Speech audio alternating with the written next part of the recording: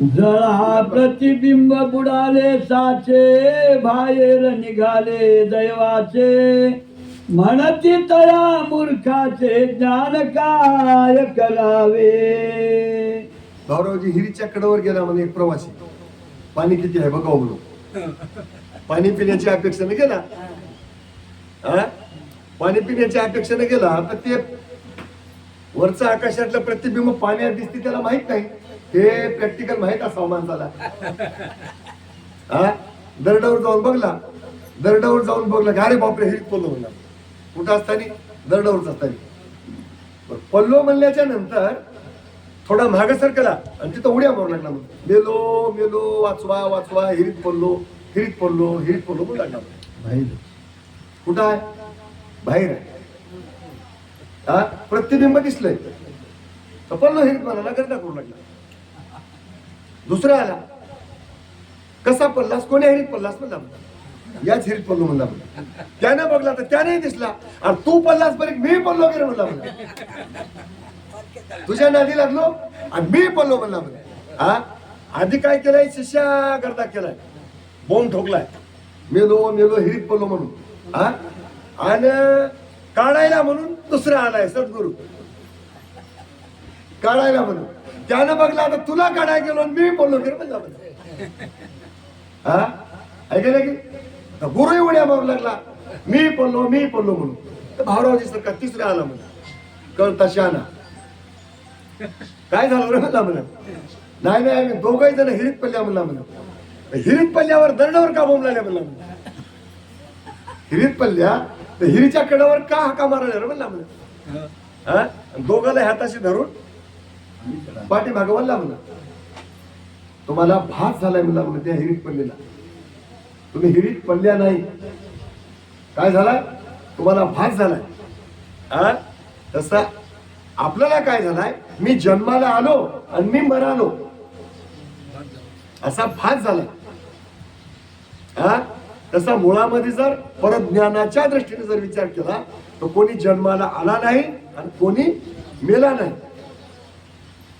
आता हे आपल्याला जे नित्य भास व्हायला, या भासामधून आपल्याला जर एखाद्या सद्गुरूनं डोळ्यामध्ये अंजन घालून जर डोळा प्राप्त करून दिला तर आपण जीवनमुक्त.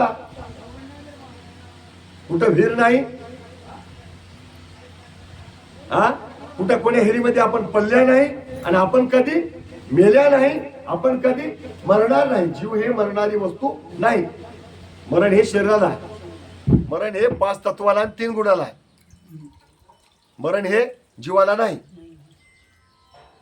मग हे मरण जीवाला नाही, मरण हे शरीराला आहे. आणि जीव हे आजार अंबर आहे, जीव हे मालकाचा होय.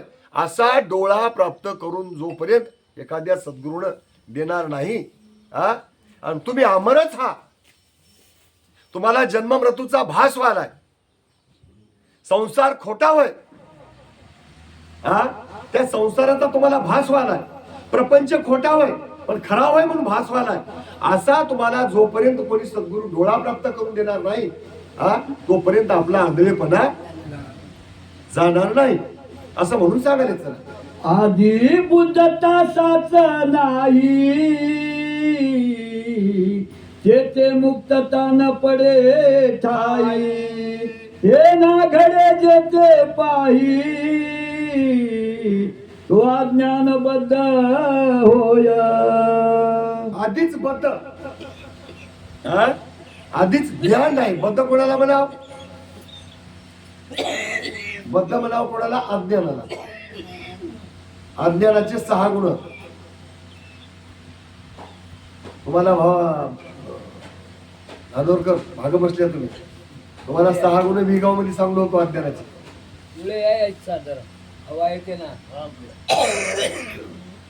अज्ञानाचे 6 गुण सांगितलं होतं. सोपे गुण आहेत, काय अवघड नाही. माहित आहेत का स्वभाव आहे अज्ञानाचे 6 गुण? धानोरकर माहित आहे? धानोरकर